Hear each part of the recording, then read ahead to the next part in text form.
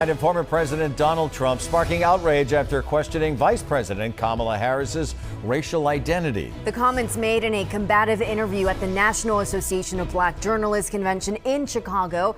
John Atwater joining us now from the newsroom. And John, Harris is now responding. Yeah, Jen, the Harris campaign did release a statement tonight. In part, it says that Trump cannot unite America, so he attempts to divide us. The event today did get off to a rather hostile start. I don't think I've ever been asked a question in such a horrible manner. In front of a crowd of black journalists, Donald Trump came out swinging, almost immediately questioning Kamala Harris's race. She was only promoting Indian heritage. I didn't know she was black until a number of years ago when she happened to turn black, and now she wants to be known as black.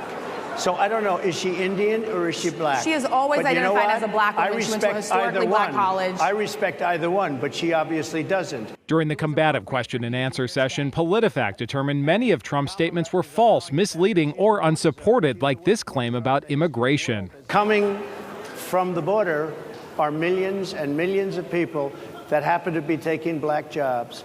You had the best. What exactly is a black job, sir? A black job is anybody that has a job. That's what it is. Anybody that has a job. All right.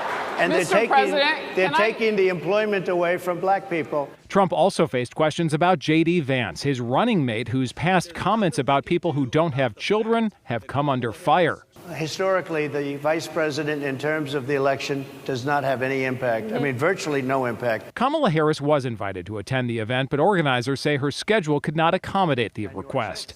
After the event, the White House came to her defense. Repulsive, it's insulting, and, no one has any right to tell someone who they are, how they identify. That is no one's right. Now, we have not heard yet from Harris herself, but she does have an event in about an hour in Houston.